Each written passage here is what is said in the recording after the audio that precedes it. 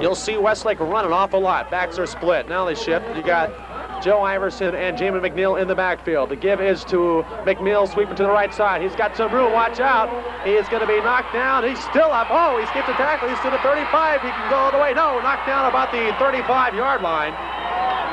A big gainer for Jamin McNeil. So Jamin McNeil shows you why he's one of the best runners around. He broke 2 tackles there and a gain for about 25 yards. What that play was basically a misdirection. The line blocked left, and McNeil swept around the right side for a big gain and a great run by McNeil. Jamin McNeil keeping up his fantastic run as he did all year long for Westlake. 1st and 10, ball on the 35-yard line.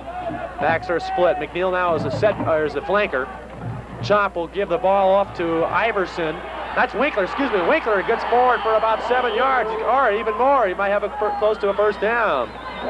Westlake's offensive line and downfield blocking has been so far tonight. Big holes for their running backs, and San Gabriel is kind of really, it was an 8-yard gain. It'll be 2nd down and 2 now. So give 8 yards to Winkler. Now Westlake just coming right out, pouring it on right away. Westlake won last week 37-0 against Thousand Oaks, and they have yet to peak according to Coach George Contreras. It's time to give us to the first man through, and he stopped right away. That's Joe Iverson. Iverson stopped right at the line of scrimmage. Tackle was made by number 64, Mark Van Kempen. He's a linebacker, so that's the first good penetration so far by San Gabriel, and it'll be 3rd down and now 1 yard to go for Westlake. 3rd and 1. Play being brought in now by number 80, Barry Fisher. Zifferman goes off to the sidelines. 3rd and 1 coming up for the Warriors. Steve Chop sets his line. Now he sends Winkler in motion. He's going to give the ball to Winkler. Winkler left side's got the first down, a lot more. Winkler finally brought down about the 15-yard line.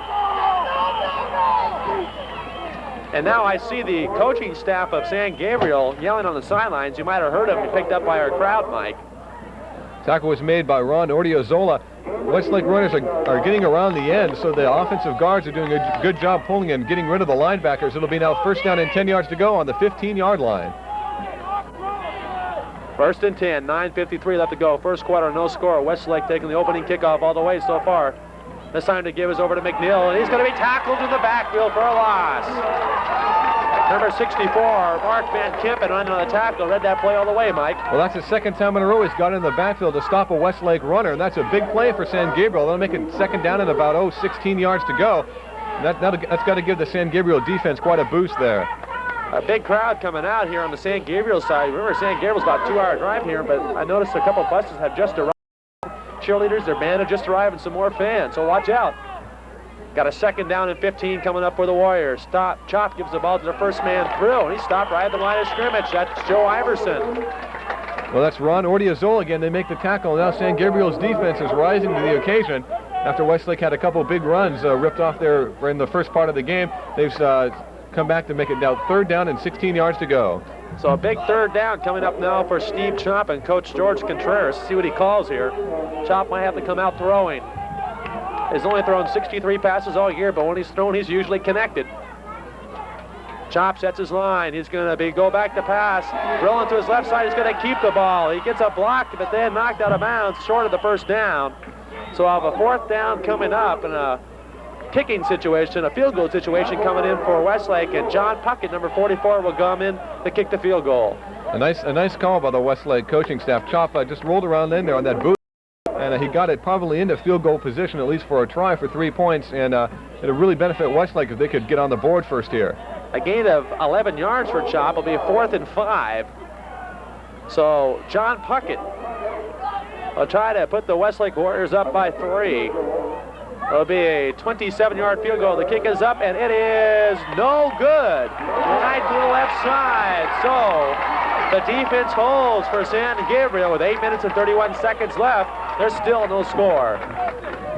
Well, Westlake had a golden opportunity to score there after having a nice kickoff return and a couple nice runs by Jamin McNeil. They come away empty.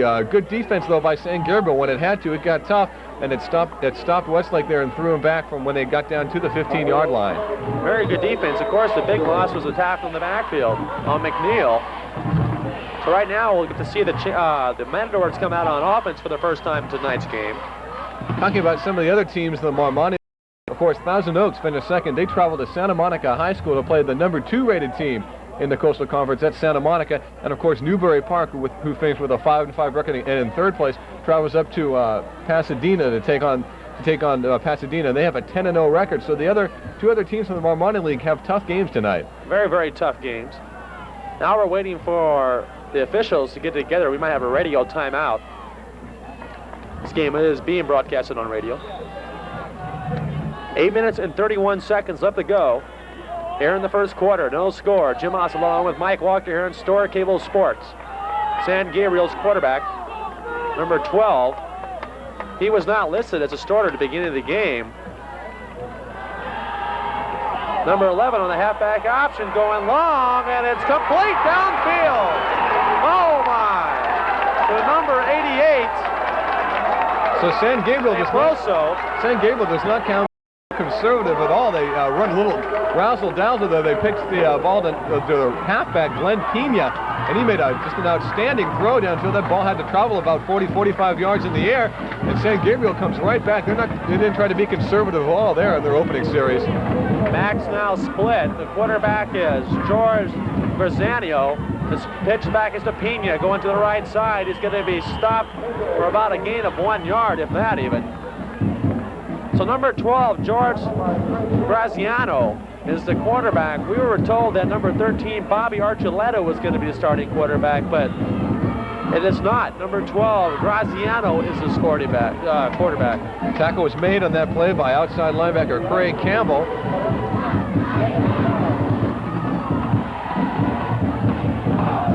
The crowd's going bonkers here. They give it to the first man through, number 24, Joe Montoya. Montoya scrambles for it for about 2 to 3 yards, and so it'll be a third down situation coming up now for it'll be about 3rd and 7. 3rd and 7 coming up for the Matadors. So Westlake looks very impressive on the run, but where their pass defense is yet to be tested there. They had that big play on that pass from Ha, but now it's 3rd down and 7 yards to go, and their run defense has looked excellent so far tonight. Westlake boasts one of the top defenses in the entire Coastal Conference. They're ranked in the top 3 all year round. The pitch back is to number 11, Pena. Pena gets tackled immediately, and there's going to be a 4th down coming up. So the Westlake defense gets tough. It'll be a 4th down situation. Let's see if they go for it, Mike. Looks like they are. The ball's going to be marked on the 33-yard line. It's an interesting call by the San Gabriel coaching staff. Mike, you can at least go for the coffin corner and put Westlake way back in their own zone, but they're going to go for it. 4th down and 6. 4th and 6. You see Graziano goes to the shotgun position, so they're going to throw. Graziano back to pass, looking, throws a tight end screen to number 24, Montoya. Montoya is knocked down. Is he going to make the first down or not? That is the question. It looks like he got it. Well, Westlake gambled there. They sent 2 men on the blitz. One of them, number 75, James Saldana, and they got burned. Graziano got the ball off in time and completed the ball. It looks like for a first down, the officials are going to take time out to measure. Looks like they got it, Mike, but they are going to take time out to measure it just to make sure. Westlake wants the measurement. So San Gabriel, not really playing by the rules, so to speak, here in CIF football. Teams have a tendency to be a little bit conservative, especially in the CIF game, but San Gabriel came out with a halfback option pass in the first play of their game, and now going for it on 4th down and 6 yards to go, and they were successful there as you hear the roar of the crowd. So they keep their drive alive on the Westlake 30-yard line. Looks like Westlake's in for a game here, folks. San Gabriel came in today's game with a record of 6-4 and 3rd place finish in their league. Graziano sets his line, backs are split. Gives the ball to Pena in the backfield. That's Montoya, and Montoya stopped right at the line of scrimmage and might even lost a yard on the play. Tackle was made by number 75, Dave Ballier. And again, Westlake looking tough on that run. No gain, 2nd down and 10. San Gabriel may have to resort to the pass maybe to try to gain some yards here against the Warriors. They've been successful so far. Westlake has a swarming defense, a very quick linebacker group, and they are good against the run. Graziano once again splits his back. And to give us to Pena, there's a flag on the play, and Pena is going to be brought down after about a gain of 7, but hold everything. I got a feeling we're going to see a legal procedure against the Matadors. I thought I saw the left wide receiver jump the gun, Mike. That's what they're going to get, legal procedure against the Matadors, so a 5-yard loss will be marked off. And again, as I said before, this is a do-or-die situation. Your record before tonight doesn't mean a thing, and the team that makes the less penalties and commits the least number of turnovers is going to win tonight, so I'm sure the San Gabriel coaching staff can't be too happy about that. They want to keep their penalties to a minimum. The rule is, you know, the unwritten rule is you say any team can beat any given team on any given day. No matter what your record is, you always have a chance to lose. And the CIF just knows tomorrow. This is it. Give us to Montana. No, it's a second man through. That's Pena. Everybody was cool on the play, and Pena's going to be brought inside the 10-yard line. So San Gabriel's first successful rushing attempt of the night. That was a fake handoff to the first man through, and then the give to Pena, the halfback, and he broke it all the way down to the 7-yard line of Westlake. And San Gabriel is on the move, and they're looking to take an early lead in tonight's game with 5:01 left here in the first quarter. I tell you what, that fooled everybody, including me. It was a great fake that time by Graziano to give it to the first man through. And Pena, before you knew it, had the ball and was already halfway downfield. So first and goal. Ball on the 7-yard line. Graziano splits his back, shuts his line. Will pitch off to Pena off the left side. He has a line, but the linebacker group gets there in a hurry and stops Pena before he gets any yardage. A very quick linebacker group of Westlake alert on that play. Great lateral pursuit by inside linebacker Craig Slavin. He went over there to stop the play after only about a 3-yard gain, but he did get the ball down to the 3-yard line. Craig Slavin, he leads in tackles, and what I mean by leads Westlake in tackles, there's nobody close to him. Slavin had 115 tackles this year, and the second place person on the team, Piander, had 72. So Slavin, he knows how to get to the ball carrier. Backs are now in an I formation. The pitch is to the second man through. That is Pena. Pena's moving to the right side. It's stopped at the 1-yard line. Just short, it looked like he might get in, but he was tripped up right as he got to the 1-yard line. He's impressed me so far. He's a good runner. He knows where the goal line is, and he'll challenge you. He's not the kind of maybe deceptive runner, but he looks like he'll come right at you. Well, it's third goal, Mike. Ball on the 1-yard line. So this is where a defense has got to get tough right now. You got to watch. I tell you, San Gabriel's pulled a couple tricks out of their hat so far in this drive. Of course, the first play of the game, that long pass, and then that running play by Pena on the fake handoff.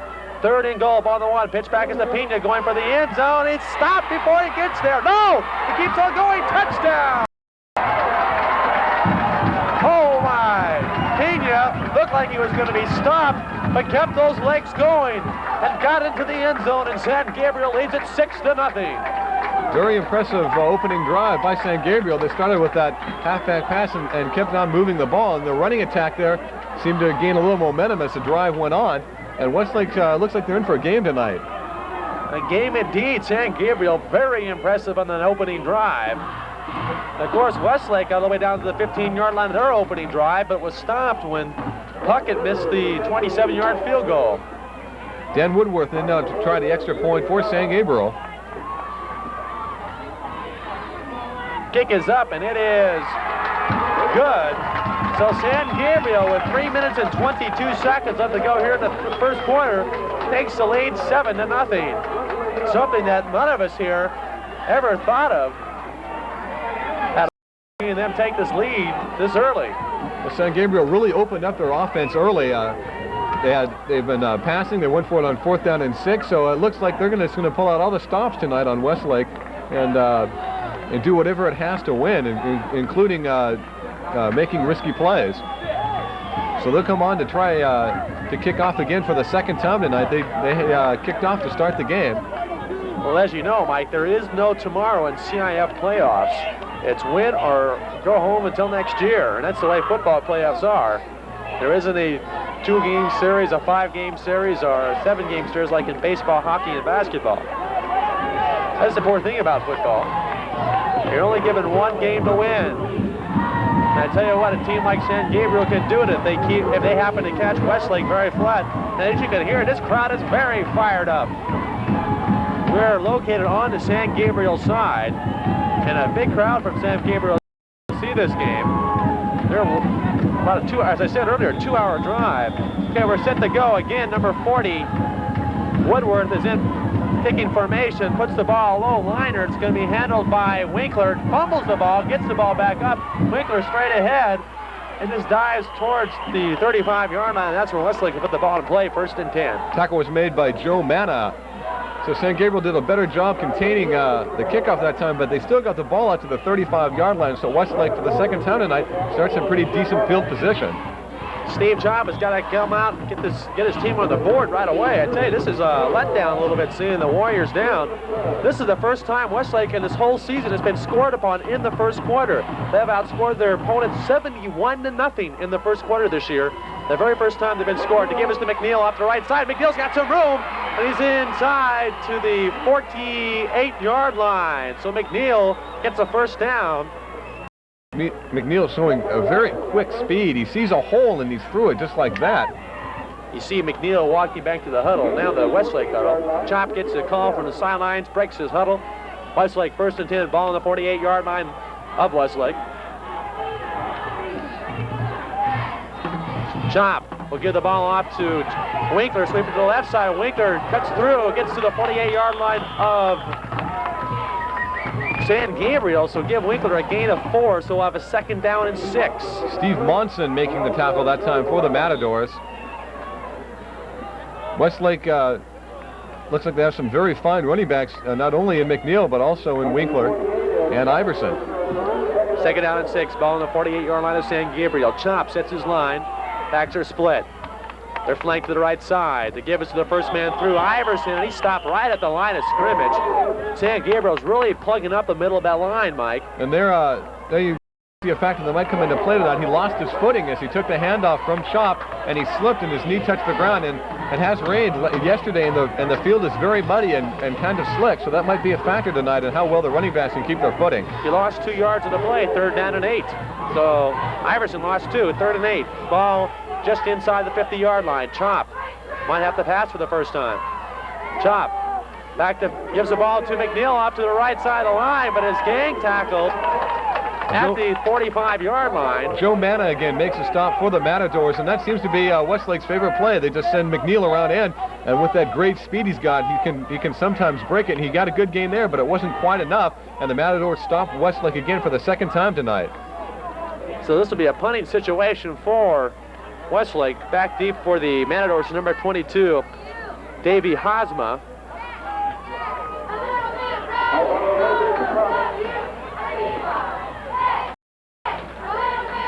Ball is back, the kick is up, and it is off. Lavin is the kicker, and he kicks it off, trying to go for the corner, but doesn't get there. But Westlake downs the ball inside the 20-yard line, maybe right at the... Can't see from our angle, Mike. Can you see it?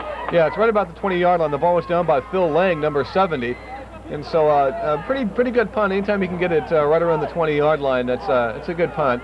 And so San Gabriel now, for the 2nd time tonight, starts around their 20-yard line. San Gabriel with a very impressive drive, and of course that drive was made impressive by 2 big plays. And again, Westlake is also a big play team. Westlake scores most of their points on the 1 big play instead of the impressive drives. Graziano sets his line, gives the ball to the first man through. That is Montoya. Montoya is stopped after maybe a gain of 1 or 2 on the play. We'll have a 2nd down. Give him a gain of 2, 2nd and 8. 3. Okay, they're going to give him 3 yards, 2nd and 7. First quarter, very quick first quarter, winding down to the end. There's just 18 seconds left. As I said earlier, that's the first time Westlake's been scored upon in the entire year in the first quarter. They've outscored their opponents 71-0 in the first quarter. What a shock this is. Graziano back to pass with 5 seconds of throws. A wobbler pass. It's complete to number 26, Mendez, and he's finally brought down at the 36-yard line. And there's the gun in the first quarter. But the score, Westlake 0 and San Gabriel 7. Well, it wasn't a very pretty pass, but of course it's the result that counts. Mendez caught the ball over the middle and got enough for the first down.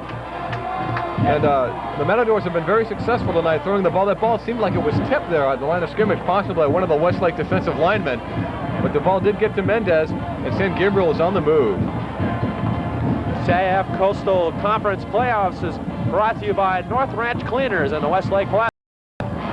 So North Branch Cleaners in the Westlake Plaza. They are very proud of them bringing you this game tonight. So we're getting ready for the start of the second quarter. Westlake trailing 7-0. Westlake has a 9-game winning streak. They lost the first game of the season and won the next 9. It's important for Westlake now to put some pressure on Graziano, the San Gabriel quarterback, because that's the best defense against a good passing team, is to put pressure on their quarterback, and that's about the only way San Gabriel's been moving the ball tonight. Graziano sends him out of the huddle. Backs are in an I formation. They give it to the first man through. Another second man through. That's Pena. Another good fake, but Pena goes to the outside and stopped. Flags are thrown on the play. So we'll have to wait and see what the penalty is going to be called on. Looks like I think it might be illegal motion again against San Gabriel. They've been penalized for that once. That's what it is, illegal motion against the Matadors. So that'll make it first down and 15 yards to go. So another penalty against San Gabriel. That's a second motion call. The referee's talking to defensive captain Greg Slavin. He does lead the Westlake team in tackles. And they will take the penalty, so it's first down and 15 yards to go for San Gabriel. Possibly we'll see another passing here. Follows all the way back to the 30-yard line. First down, 15 yards to go. 11:46 left to go in the first half. Backs are in an I formation. The pitch back is to Pena off to the left side of the field. Pena grabbed about the 42-yard line, so Pena only gets 2 yards in the play. Good defensive pressure pursued that time by the Westlake Warriors. Craig Slavin there again for the tackle. The linebacker there to stop the play, and looks like Pena is the workhorse for the Matadors. He's the guy who's going to get the ball a lot tonight. Second down, 14. They're only going to give Pena a gain of 1. Ball is marked on the 41-yard line. Second and 14. San Gabriel breaks their huddle as they come up onto the line of scrimmage. Graziano sets his line. They have one single setback. Now they send a man in motion to the right side. The pitch back is to him. That's number 88. Paprezo, and Paprezo is knocked out of bounds right away. So the Westlake defense coming up strong once again. So wide receiver Pablito Paborzo tries to take that reverse there, but Westlake was ready. They just strung it out and run him out of bounds. That'll make a third down and 14 yards to go, and well, I'm sure we'll see a pass here by Graziano. He's been successful so far tonight. We'll see if he goes out of shotgun. We've seen him go out of shotgun once, number 88. Paborzo comes out. Pablito Paborzo, that's his name. Number 88, okay. Backs in I formation. The receivers are slided to the left side of the field. The give is to Pena, and he fumbles on a play, and Westlake looks like they got it. It looks like that Graziano got it back. Graziano did get the ball back, it looks like, but that's a critical mistake. Now it'll be fourth down. They'll have to punt from their own territory, and Westlake should get some pretty good field position out of this. It's the first ball handling mistake we've seen tonight by either team. Coming back deep for the Westlake Warriors will be number 34, Brandon Rowe. Or that's Dave Bakos, excuse me. Well, Bakos is deep for Westlake. Nice snap. Punt is off, and Bakos is going to have a running start at it. Gets it at the 35, he's to the 40, and he's swarmed right away at the 43-yard line by a bunch of white jerseys, and that's where Westlake will put the ball in play, first and 10. Led by number 75, James Saldana. We've called his number quite a bit tonight. Good coverage there by San Gabriel. It was a tough punt because it was a line drive, and he outkicked his defense, but they got down there to make the tackle. But good field position for West. Ball on the 43-yard line, first and 10. Backs are split. McNeil and Iverson are the setbacks. They give this to McNeil off to the right side. McNeil gets up to the 46-yard line. He's hit right away. He was stopped by number 14, Ken Delgado. He's a defensive back. He came up there to make that play, but he did get 4 yards. So it'll be second down and 6 yards to go. McNeil's averaged, though, about 8 or 9 yards every time he's got his hands on the ball. He's their big running back. Watch out. This is where Chop wants to throw now. He likes throwing maybe once after about 11 straight runs and going for 6 points. We've seen that in the past. This time it's going to give the ball up. A fumble on the play, and who's got it? Looks like Westlake got it back. Oh, my. McNeil, looked like the ball hit McNeil's knee on the handoff, Mike, and he never got a control of it. Number 87, Frank Morielli. He's a defensive lineman for San Gabriel. He put the pressure on that time and forced a fumble. That was a loss of about 6 or 7 yards. It'll be third down. now for the Warriors. Clock running with 8 minutes and 30 seconds left to go in the first half. 3rd and 11 coming up for Westlake. Chop brings him out. Big 3rd down play. They got to get something going here. Westlake does, that is. Winkler in motion. The give. No. Chop back to pass. He's looking. The left-hander throws. He's got McNeil wide open. Makes the catch. First down, Westlake. Jamin McNeil wide open coming out of the backfield. He split the linebackers, and Chop just lobbed the ball up there in time for McNeil to come down with the ball. Wasn't a real pretty pass, but again, it's the results that counts. McNeil makes a fine leaping catch, and Westlake converts on that critical 3rd down and 11 play. They've got the ball on San Gabriel's 36-yard line. McNeil, an all-around athlete. McNeil also plays defense. He's a cornerback on defense, and you show there he can really leap for that ball. Wow, I'd say it's awful dangerous, too. You get popped from behind. Westlake has the ball. They give us to Joe Iverson up the middle. And Iverson has stopped that for about a gain of, that was Dave Bakelson for the game. We haven't seen Bakels running a play from scrimmage all year, it seems like. He was in for Iverson, so Dave Bakels, number 34, gains about 4 yards in the play, 2nd and 6. Ball at the 31-yard line. Chop sends Winkler in motion. The give is to the first man through. I can't see who it is. It might be McNeil. Iverson was the ball carrier. Okay. Brad Jackman makes a stop for San Gabriel. It'll be 3rd down and 5 now for Westlake. Big play. They want to keep this drive going. Quick first half. Just 7 minutes left to go here in the 2nd quarter. And the score 7-0 San Gabriel. Well, it's been a quick first half. We've only seen 2 passes all game. And both 3 passes, I say. 2 by San Gabriel, 1 by Westlake. 3rd and 4. Chop back to pass looking. He's got a man open. That's McNeil. He's got the first down and a lot more. 30-yard line inside the 20. 1st and 10 Westlake. So Jamin McNeil again displaying his versatility, catches another pass, just a little slant out of the backfield, and he takes it for the first down, and Westlake keeps their drive alive. And as we said, Chop doesn't throw a whole lot, but he does complete his passes when he does throw. He's a good percentage passer, and he's 2 for 2 here tonight. Chop completed 51% of his passes on the year, 32 out of 63. Chop this time gives McNeil on the reverse. McNeil on the right side has to get around the end, can't do so. Number 26, Vince Mendez, read that play. He came up to stop the running back there, and little or no gain there by Westlake. Here you see Jamin McNeil right there getting back into the huddle. So we'll have a 2nd down and 13. So a loss of 3 on the play. Or, excuse me, I'm sorry. 2nd down and 6. I'm reading the yard. 2nd and 6 guys now in the truck. I don't want to mess you guys up.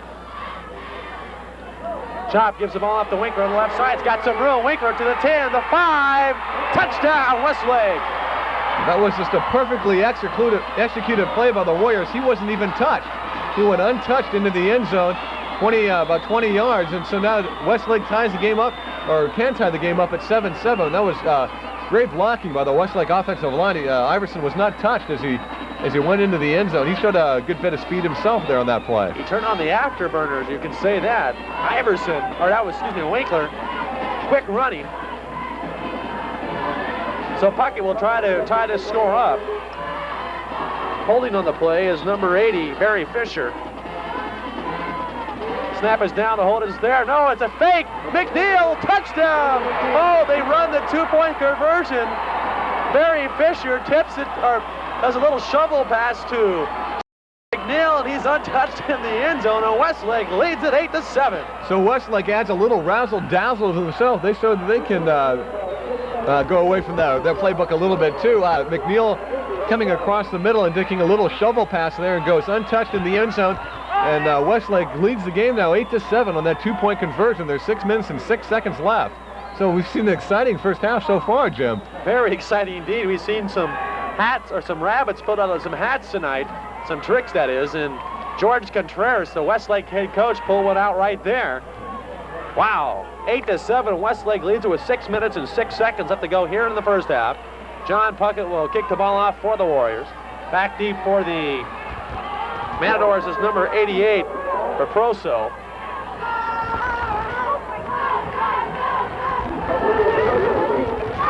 CIF Coastal Conference Playoffs, and indeed, playoff time spells excitement. and we've seen it so far. Jim Ossola along with Mike Walker here on Storer Cable Sports. Puckett waiting for the signal from the official, finally gets it. Approaches the ball and the kick is up. Kicks it deep, and it's going to be handled by Proproso at the 20-yard line. He's back at the 15. Now he's up to the 20, to the 25, and that's all he's going to get. Maybe to the 27-yard line, Mike. Did he get past the 25? Yeah, he's up to about the 27-yard line. A nice run there by Proproso, but good coverage by the Westlake special teams, holding him inside there by the 30-yard line. So 1st and 10 for the Matadors. They'll put the ball in play at the 20s. They're going to put it right at the 25-yard line. Okay, so looked like he got farther, but the referee said no, he stepped out of bounds right at the 25-yard line. So, but 5 minutes and 48 seconds left to go here in the first half. San Gabriel comes out. Graziano, their quarterback, number is back in the I formation. The give is to the second man through Pena, and he stopped after a gain of 1, maybe 2 on the play. Craig Slavin on the tackle. Boy, I tell you, when it comes to tackles, Slavin's always there. Give him a gain of 3 on the play.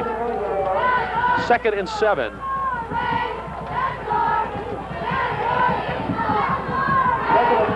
Now we have a new quarterback. Graziano comes back, and the guy we were told was going to start at the beginning of the game, Archuleta, comes in. So Robbie Archuleta, number 13, now is at the helm of the Matadors. Archuleta pitches back to Pena, going to the right side. Pena's got to get around the end. Does so, but he's knocked out of bounds. It's going to be short of the first down, so we have a 3rd down coming up.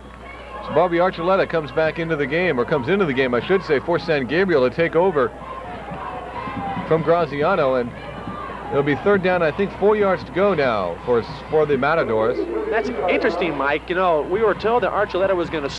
Then we see Graziano go in and start the game. Now, maybe you think that Archuleta maybe had a cramp or something? I don't know, but he's an excellent passer as well, so we might see some balls thrown by Archuleta. He goes back into the shotgun formation here. 3rd and 4, Archuleta from the shotgun. Rolls to his left side, looking, throws long as a wobbly pass, connected though to number 22, Drew Hazma, and Hazma has the first down. Well, Davi Hazama broke over the middle there, and we just finished saying that Archuleta could pass, and he completes that one up into Westlake Warrior territory. The ball will be at the 49-yard line, and with 4 minutes and 18 seconds left, San Gabriel is trying to take the lead back from Westlake. The score is 8-7 in favor of the Warriors. So Davey Hazama makes the play, the catch, a wobbly throw by Archuleta, but it was connected. That's all that counts. Archuleta back to pass, looking, throws it over the middle, incomplete, a pass intended for Pena. A quick look-in pass, Mike, and it did not connect. Pena had his hands on the ball, just couldn't come up with it. There was a low pass around his ankles. He made a nice grab, but it'll be 2nd down and 10 yards now. 4 minutes and 2 seconds left to go here in the first half. 8-7, Westlake leads it. I'm Jim Ossola, along with Mike Walker, here on Storer Cable Sports. San Gabriel and Westlake High here in the first round of the Coastal Conference Playoffs. Archuleta sets his line. San Gabriel in the white.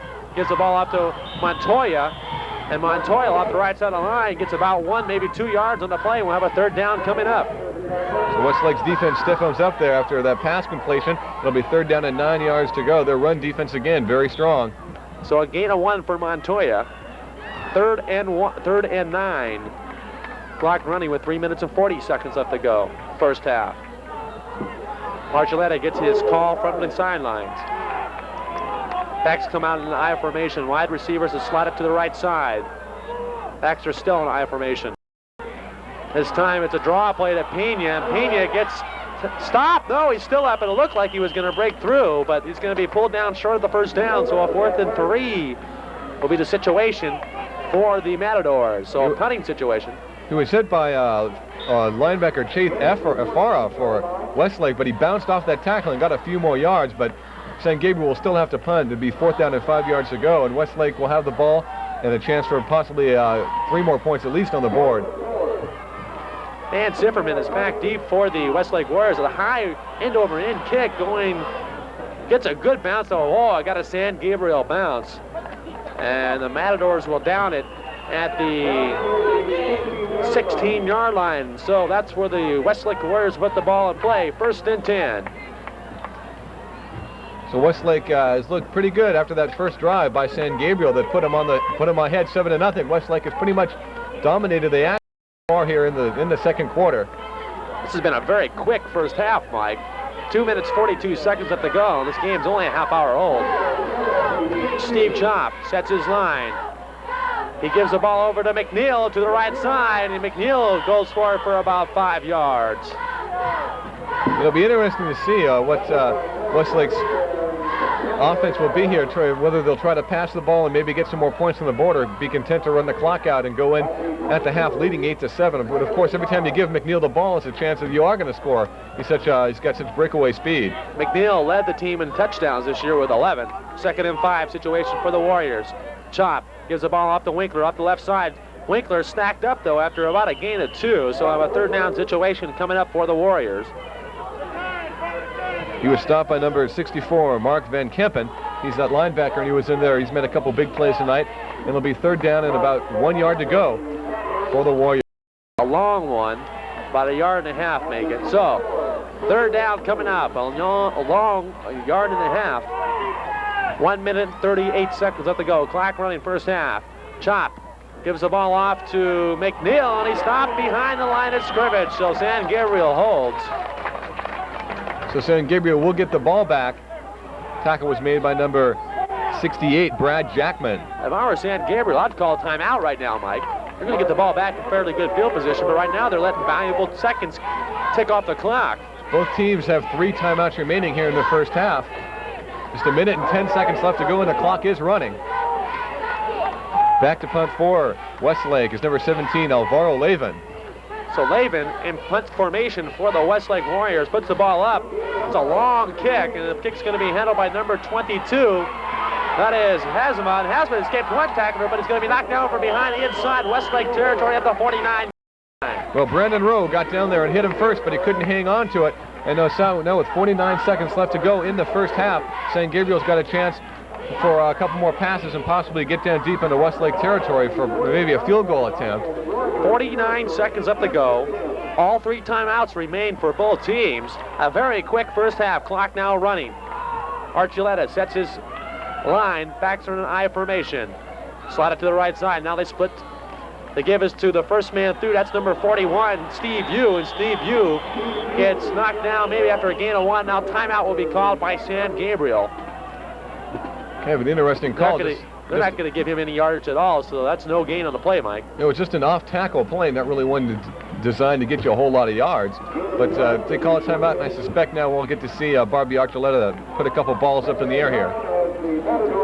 2nd down and 9 situation coming up for the Warriors, or for the Matadors, that is. 32 seconds left in the first half. On the sidelines now, their head coach, William Mayorla, and quarterback Archuleta in a conversation right now. You see the sidelines. There you see Archuleta, number 13, and their head coach.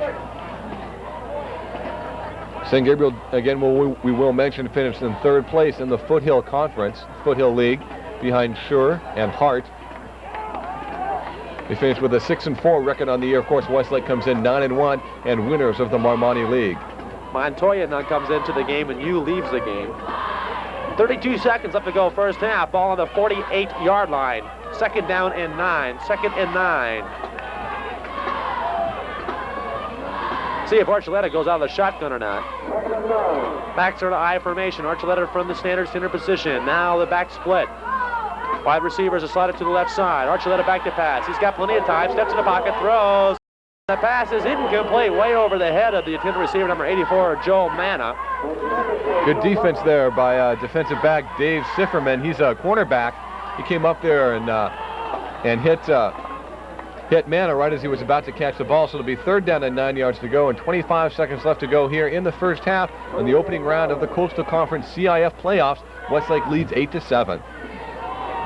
Archuleta brings his line out once again. Backs are split. Now they go up. Now we have only one single setback. Archuleta steps up, throws. The ball is blocked and falls incomplete. Boy, I tell you what, the guy that picked up the ball right there, number 22, John Martin. If Martin was able to get to that ball about a half a second early, he had 6 points. That was almost an interception and touchdown by Westlake. The ball just fell in front of Martin. So it's 4th down and 9, and I'm sure we'll see San Gabriel punt this one. Although you never know, they went for it on 4th and 6 before earlier in the game, and they call another timeout, and Bobby Archuleta to come to the sidelines and talk with San Gabriel's head coach, William Mayoral. So they're having their conversation right now. That gives me time to remind you that Coastal Conference Playoffs is brought to you by North Ranch Cleaners, and that's in the Westlake Plaza. 21 seconds left to go.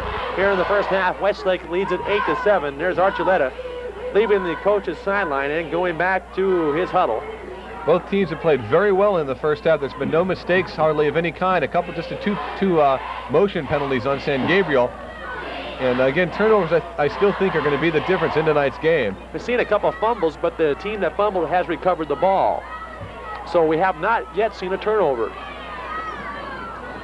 And that's, I tell you, like you said, Mike, turnovers would kill you. You don't want to turn the ball over in a playoff game, because it's no tomorrow in a playoff game. 21 seconds left to go. First half, 8-7 to score. Westlake leads. San Gabriel breaks the huddle. They'll go for it on 4th and 9. Ball on the 48-yard line of Westlake. Archuleta splits his back. Now we'll go to the shotgun position. Archuleta from the shotgun gets the snap. Back to pass. He's got a scramble. Watch out. Archuleta throws on the run, and it's going to be well overthrown. It's going to be intercepted by McNeil. McNeil with 12 seconds. He's got to get out of bounds, and he runs straight for the sidelines and stops the clock with 9 seconds left to go. So McNeil with the interception. Outside linebacker Craig Campbell coming in on a big blitz forced Archuleta to roll out and throw a pass he really didn't want to throw. And McNeil intercepts the ball and brings it up to the 20. And so with just 9 seconds left, it looks like Westlake's going to go into that locker room at halftime leading 8-7. Ball on the 20-yard line.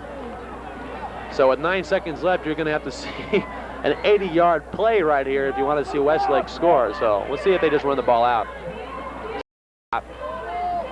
Sends Winkler in motion. The give is, no, Chop keeps the ball himself, goes forward, and it's going to be stopped right there. The clock running 4, 3, and now they stop the clock. Westlake will call timeout with 3 seconds left to go, Mike. And why would Westlake want to call timeout with 3 seconds left to go and a half? I don't know. It's kind of an interesting call.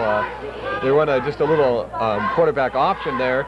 Got about just 1 yard, but I don't know why they would stop the clock with just 3 seconds left. Especially that deep in their own end zone. I think they'd want to just stop or keep the clock running and have the gun sound and go into the locker room leading 8-7. But instead now they're going to have one more chance with 3 seconds left to go. That also gives San Gabriel another chance for a turnover, a fumble, or anything. Interesting timeout called there by Westlake. George Contreras comes back. Well, that's the defensive coordinator. He comes back from the huddle and goes back onto the field. That's a sideline. That's a rule that's been instituted just this year in CIF football, that at timeouts the coaches can go out and talk with their teams on the field. Okay, Steve Chop ready to go here.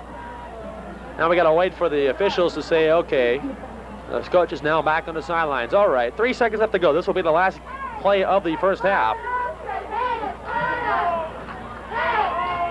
This time, Chop throwing long, or throws over the middle. He's got McNeil. McNeil escapes one tackler, but is tackled finally at the 45-yard line, and that's the gun. Ending the first half of play with the score, Westlake 8, San Gabriel 7. We'll be back with the second half.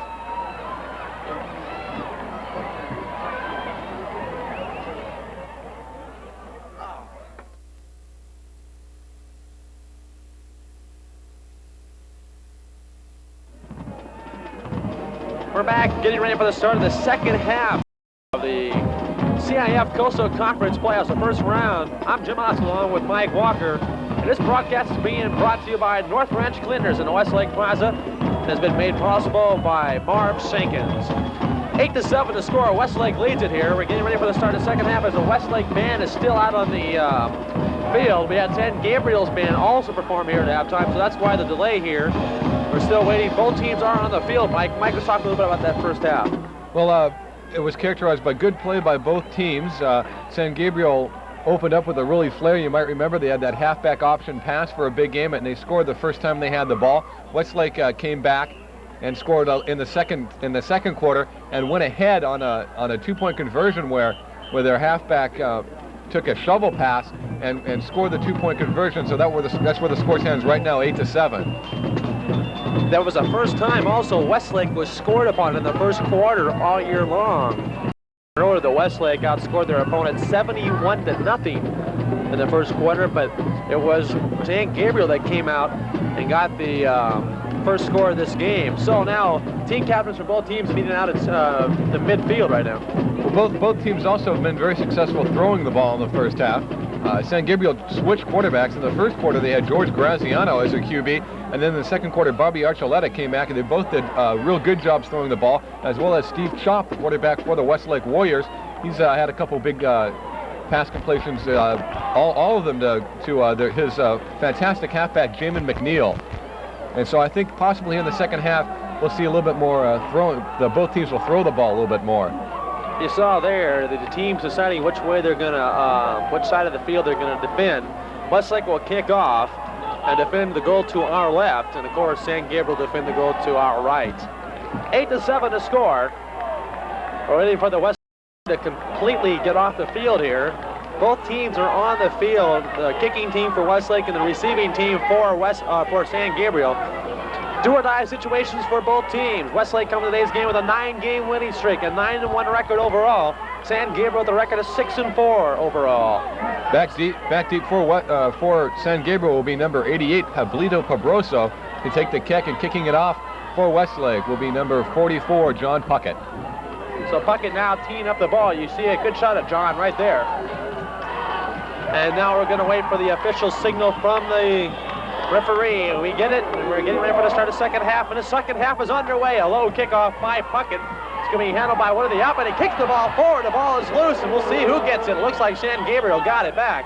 Boy, a lucky play for the Matadors. Well, it turned out pretty good. It actually turned out to be a pretty decent return. San Gabriel get the ball on their own 33-yard line. So they were fortunate there.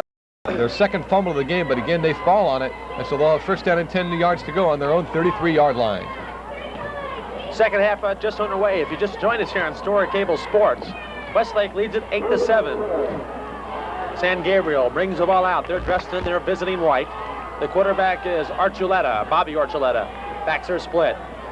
Wide receivers out at the left side. It gives us a second man through. That is number 24, Montoya, that is. Montoya goes forward to the 35-yard line. Nice run. Got about 4 or 5 yards in that play. Westlake was very good in stopping San Gabriel's running attack in the first half, and that, of course, I'm sure that's what San Gabriel's going to try to do here in the second half, is to establish a good running attack. 2nd and 6 situation coming up for the Matadors of San Gabriel. Backs are in an I formation. Wide receivers are split. Gives it a second man through. That's Pena. Pena slowed up in the backfield, keeps on going, still up, and finally, but after he got the first down.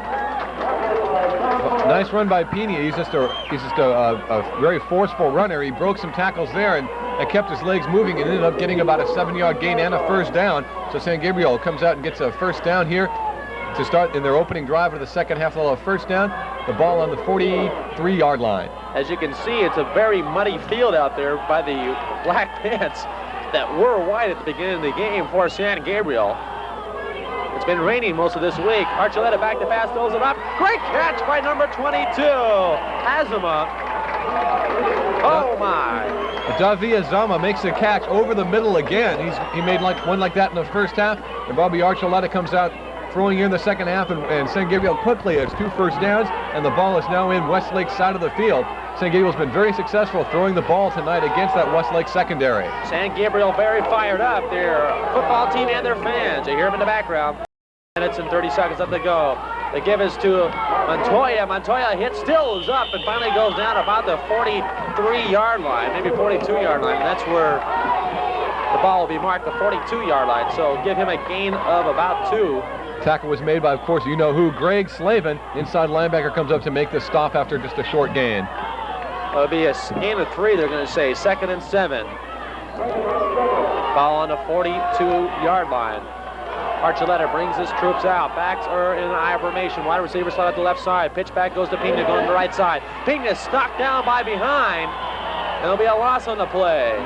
Number 43, Bill Feander, got him around the ankles, didn't make the tackle, but slowed him up just enough so the rest of the Westlake defense could get over to stop him. It'll be 3rd down and 9 yards to go, and we might see Archuleta pass one more time here.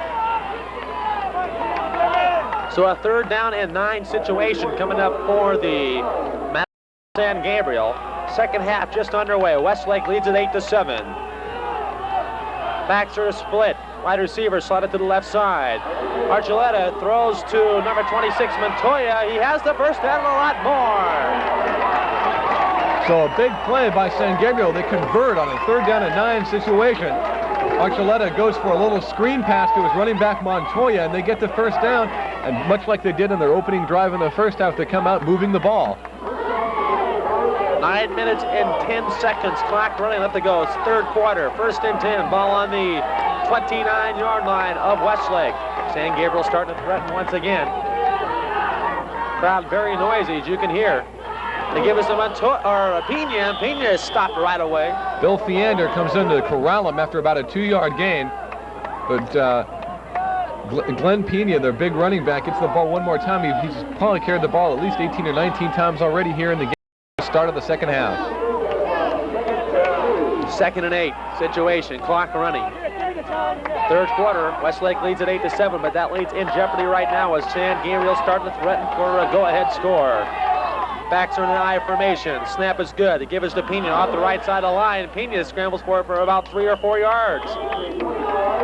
So San Gabriel taking the ball right at him. Their running attack looks a little bit better here in the second half. They'll get the tackle again made by Craig Slavin. Number 51, that inside linebacker. We've called his name a lot tonight. And of course, he leads that Westlake defense in tackles. Of a 3rd and 4 situation coming up now, so a 5-yard gain by Pena. 3rd and 4. Ball just inside the 25-yard line. Archuleta sets his line. Backs are split. And now we have movement, and it's going to be a offside penalty against Westlake. They made contact, so this will be a first for San Gabriel. Let's see if they were drawn offside. There might have been a little bit of movement on the San Gabriel line. We'll have to wait. It is offside on Westlake, and that'll be a first down for San Gabriel. So on 3rd down and 4, Westlake makes a crucial mistake jumping off sides, maybe a little bit just too eager to get into the action there. And San Gabriel's drive is kept alive by that penalty. So a 1st and 10 situation. San Gabriel threatening now. Ball inside the 20-yard line. It's marked on the 18, actually. Archuleta waiting for the referees to say go ahead. Now they say go ahead. Archuleta splits this back. He's back. Throws for the end zone. Corner play. Incomplete. Pass intended for number 88, Babroso. That was just a timing pattern where Babroso runs for the corner of the end zone, and Archuleta tried to get the ball to him, but it was good defense there by the number 81. That's Larry Sylvanicus, Westlake. You saw a good shot of Babroso there coming off. Looked like he was a little bit in pain. I don't know if it was the agony of getting hurt or the agony of missing that pass. No matter what it is, it's going to be a 2nd and 10 situation. Crowd very noisy here on the San Gabriel side.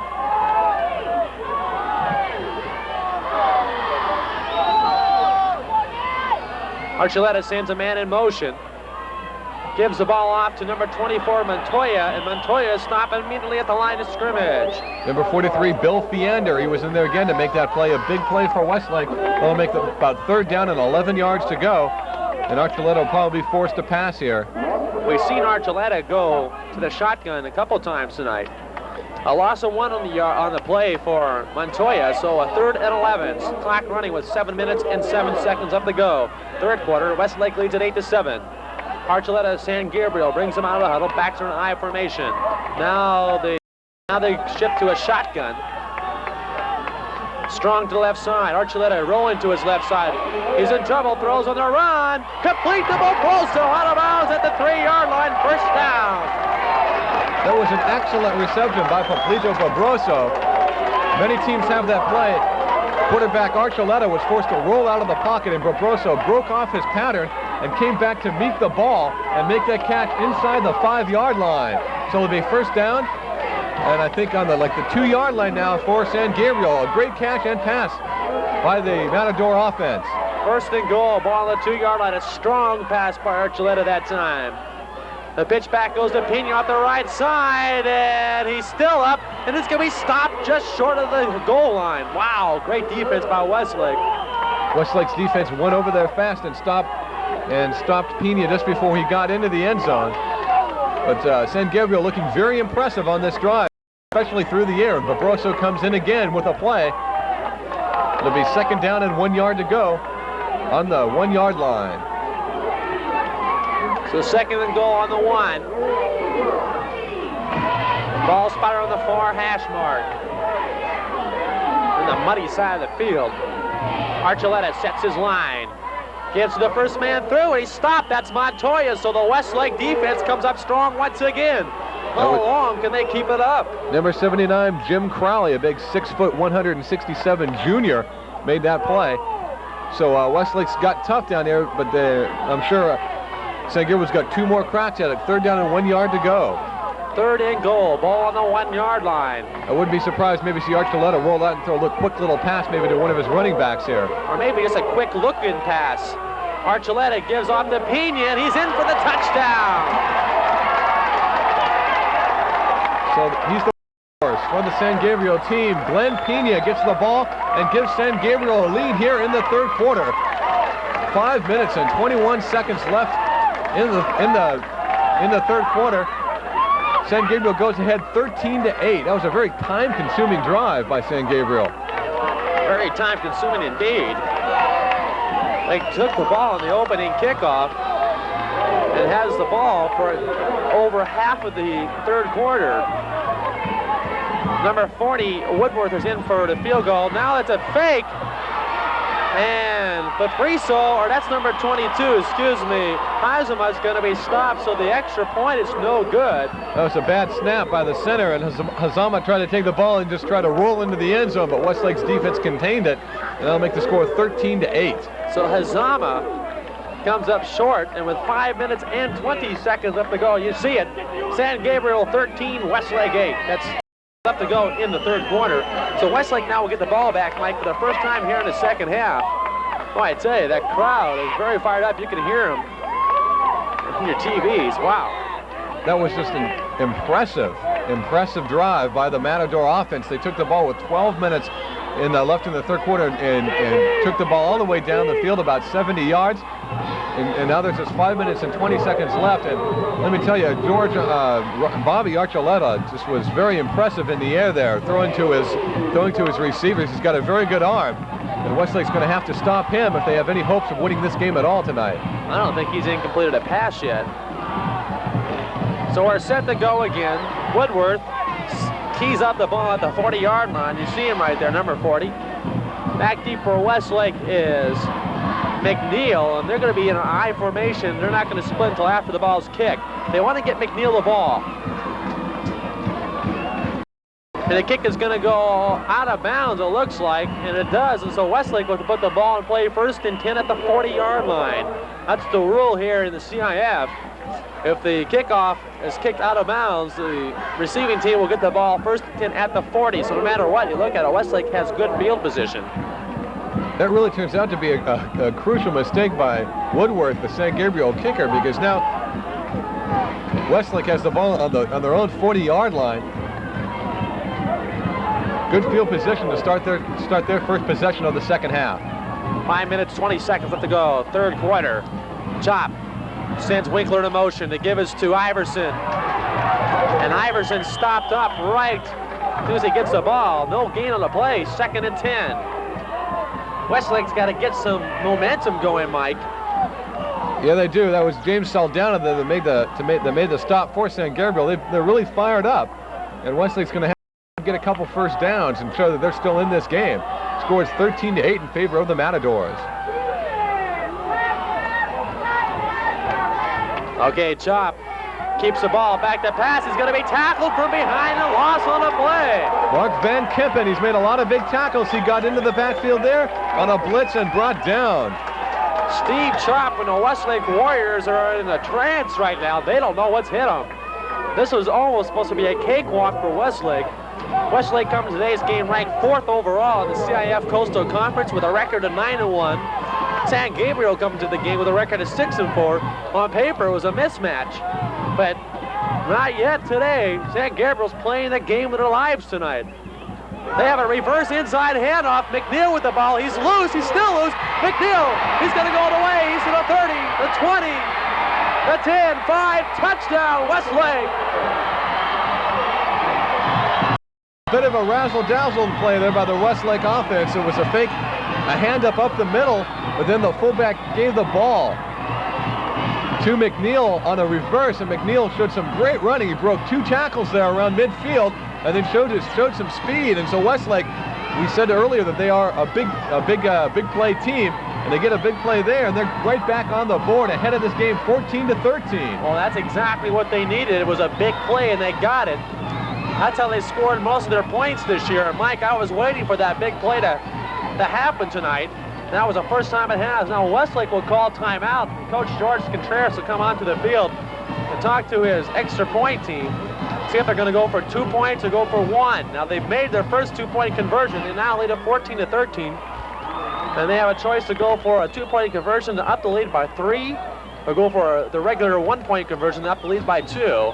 So they're talking about it right now. You see the George Contreras, he's yelling at the sidelines. I don't know if he's yelling at a player or to another coach, but Contreras is a little upset right now. It just With hands on his hip. Look at him, Mike. Just shows you how quickly things can turn around. He wanted his quarterback. Steve Chop was not in the huddle. He wanted his quarterback, and that's who he was yelling at. So Chop now back into the huddle. San Gabriel looked like they had all the momentum here in the second half, and then one big play puts Westlake back on top. And of course, anytime you have a running back like Jamin McNeil, you have that opportunity to break big plays like that. McNeil's done it all year long. He has scored 11 touchdowns on the year, and that is number 12 for McNeil. So a 2-point conversion coming up. Westlake is going for it. Going for the 2-point conversion, up to lead by 3. Chop sets his line. Here's a big play. Chop back, rolling to his left. Looks like he's in trouble. Throws incomplete. So the 2-point conversion does not work, and with 4 minutes and 2 seconds left to go here in the third quarter to score, Westlake 14, San Gabriel 13. Westlake gets right back on the board in a little bit quicker fashion than San Gabriel did. San Gabriel used up about 8 minutes of the clock to score their touchdown, but Westlake uses just about 1.5 minutes. And they're back on top 14-13, so I think the stage is set for an exciting quarter and 4 minutes of football here. It's been a very exciting game. Both teams pulling up all the stops tonight. Of course, you have to in a playoff game. There is no tomorrow. If you want to advance in the playoffs, you have to win tonight. There is no tomorrow. The winner of this game will play the winner of Oxnard and Rolling Hills next week. If you're interested in that game whatsoever, Oxnard comes to that game with a record 9-1 and Rolling Hills with a record of 5-5. Back deep for will be Pablito Barbosa, their wide receiver, to take the kick. Puckett is getting ready to kick the ball off. He's waiting for the official signal, gets it. Gets the ball up in the air, or actually it's a squibber, and it's going to be short. It's going to go to number 41, Steve Yu is going to be knocked down about the 40-yard line, so good field position now for the San Gabriel Matadors. I don't know if Puckett slipped on that or intentionally kicked it that way, Mike. Well, San Gabriel had trouble fielding a ball like that on the opening kickoff, but you made a nice pickup up the ground there, and they got the ball in their own 39-yard line. Good field position to start their drive. They're down 14-13. 3 minutes and 51 seconds left to go here, third quarter. Westlake leads it by 1, 14-13. Archuleta brings his troops out of the huddle. Backs from an I formation. They gave us to their second man through. That is Pena. Pena is stopped right away about the 44-yard line. I tell you, Mike, Archuleta gives that first fake better than any quarterback I've really seen in high school that we've done here on Store Cable. He gets an excellent first handoff fake. That gives a lot of versatility to the offense because he not only hands the ball off to the second man off that play, but he also can roll out the pass. And what that does is freezes the linebackers, and so that lets the running backs get in behind them and be open on the pass plays. Second down and 5 coming up. Archuleta back steps, throws long, and it's going to go out of bounds. So the pass goes incomplete. That's kind of one of those plays, I guess, Mike, that you throw the ball and let the receivers run to it. That was a timing pattern, but Jim Crowley, a big defensive lineman for Westlake, put the pressure on that time and made Archuleta throw the ball before he wanted to. But it was a timing pattern for the wide receiver. He just threw it a little bit too far out of bounds. It'll be third down and 5 yards to go now, but the Matadors have been very successful on their third down conversion so far tonight. 3 minutes and 3 seconds left to go. Third quarter, 3rd and 5 situation for San Gabriel. Ball on the 44-yard line. to Montoya on the draw play, but it's going to be stopped short of the first down. The fumble on a play, and Westlake says they got it. We'll see if the officials say the ball was dead. I think they did get it, but we'll see what happens. No, the officials give the ball to San Gabriel. They say that he was on the ground, so a big break there for the Matadors. And the coaching staff for Westlake is annoyed at the play, to say the least. So a fourth down coming up, a fourth and about 2 yards to go, 1 yard to go. It'll be interesting to see what San Gabriel does here. They've gone on fourth down a couple times already in the game. They're going to measure here too, Mike. I guess they're going to see how short they are, exactly how many inches or feet they want to see how short they are. They're almost at midfield. Of course, San Gabriel came into this game an underdog, and they're not playing conservative at all. There you see it. They're going to be short by about a foot. So the official says it's short by about that much. And it looks like they're going to go for it. And they are. Well, you say if you can't make a half a yard on one play, you're not a championship team. So that's the attitude that San Gabriel has brought into this game. Well, let's see what head coach William Meyer-All has for the Matador offense here.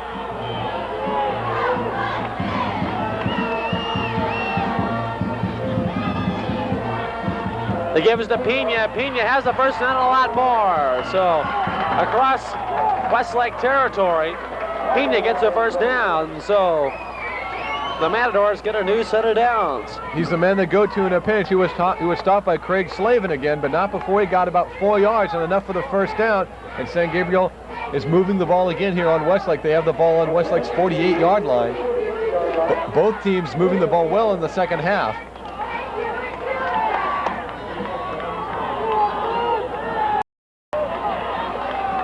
Backs are in I formation for San Gabriel. Now they split. Archuleta sets his line. The ball is given to Pena off the right side of the line. He's going to be stopped right at the line of scrimmage. Good defense that time. It also looked like Pena slipped a little bit. Bill Fiender made the tackle for Westlake. He's had a heck of a second half. But again, Pena did slip here on this wet turf. So it'll be second down and 10 yards to go. And we might see Archuleta throw another pass here. He's been successful so far. I don't think he's thrown an incomplete pass yet tonight. He's thrown one, I think. One incomplete pass, so he's been effective. It's been a very slippery field, a very cold night, too. That might affect the hands of the receivers later on tonight. Archuleta will go out of the shotgun position on a 2nd and 10. Archuleta rolls to his left side. Still rolling. Throws off the run, complete to Babroso again. Archuleta has a rocket for an arm when he rolls to his left side. Wow. It was John Martin who made the catch, Jim. It was a rollout by Archuleta, and he's got a fine arm that was a spiral right into Martin, and he makes a tackle for the first down.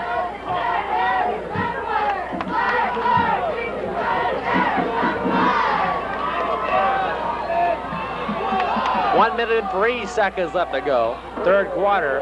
Once again, San Gabriel on the roll. Archuleta back to pass. Again, look, throws long for the end zone, and it's going to be knocked out of bounds, and a flag is going to be thrown. Oh, I don't believe it. And I tell you what, Mike, you got to throw the flag if the ball is catchable. But that ball was thrown so far out of bounds, there's no way the receiver's going to catch that ball in fair territory. There's no way. Well, he was bumped by 2 Westlake defenders, and apparently the official thought the ball was catchable.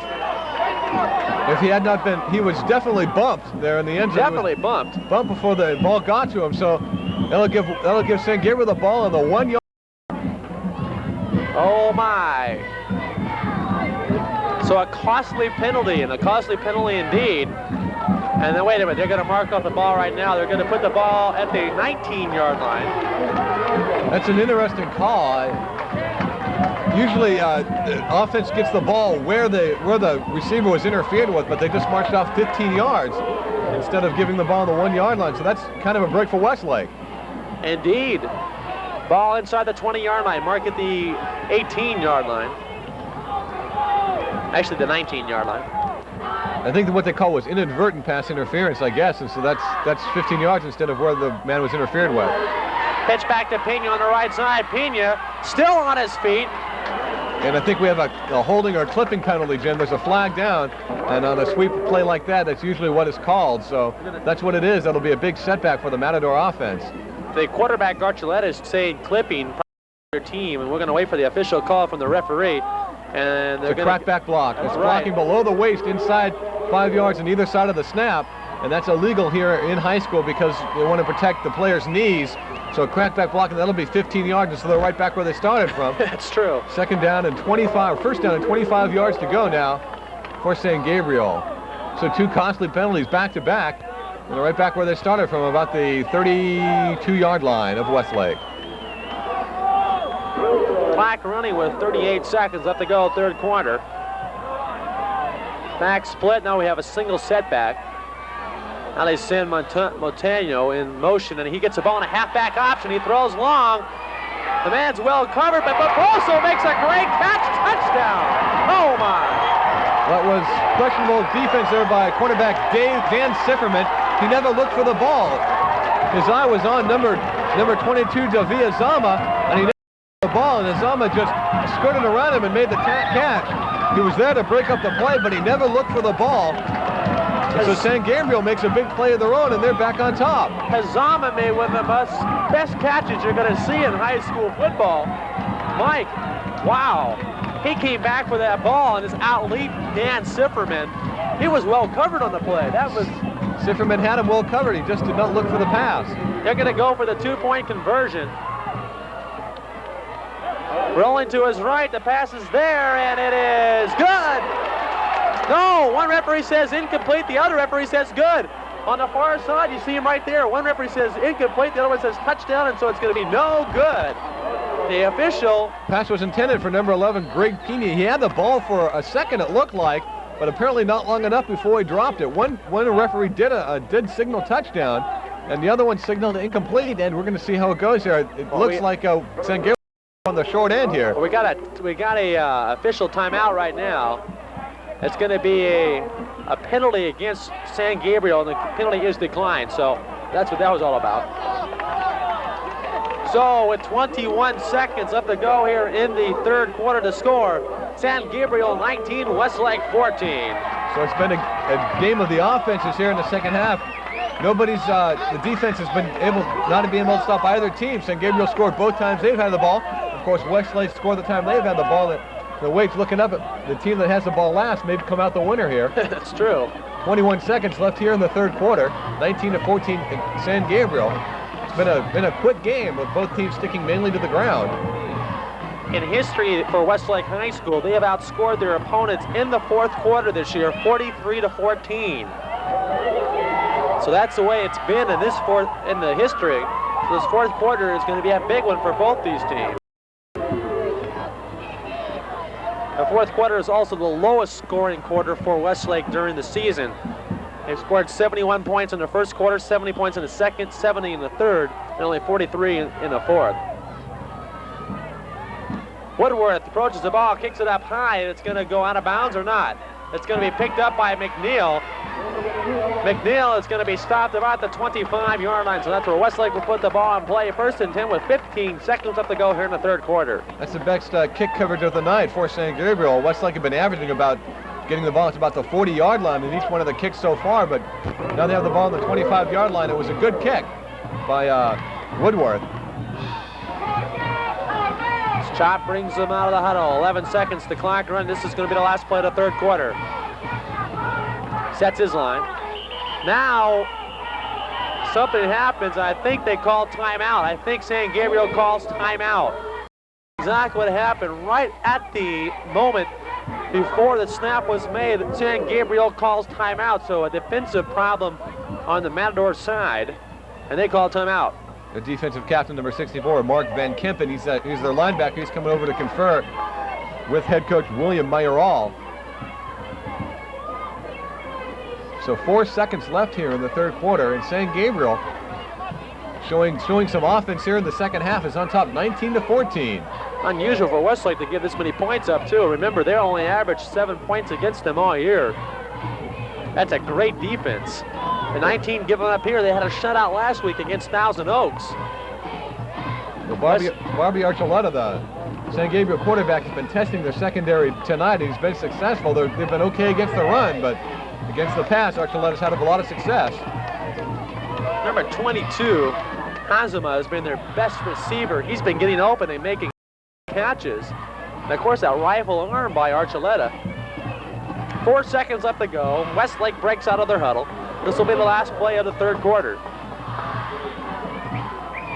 Chop sets his line. Let's see what they run. Chop gives the ball up to McNeil. He has some room. McNeil again could break it. McNeil to the 50, to the 40, to the 30, the 20, 5, 10, touchdown. Jamin McNeil, he does it again. What can you say about a running back like that? The second time in 2 plays he's broken a big run like that, and Westlake is back on top again in this wild third quarter. The last play of the third quarter, there was 4 seconds left, and now Westlake is back on top. That was a 75-yard run by McNeil. He showed some great speed. They're going to have to kick the extra point on this side of the field because that's where the touchdown was. There's no time left to go on this clock, third quarter, but they will have to kick the extra point on the right side of the field where the touchdown was made. Oh my, Jamin McNeil has over 150 yards today rushing, and those are just on 2 runs. He's an amazing runner. He's got quickness as well as strength inside, and he broke that one. Some fine blocking too on the offensive line by the Warriors. Puckett's extra point is good, and with no time left in the third quarter, the score: Westlake 21, San Gabriel 19.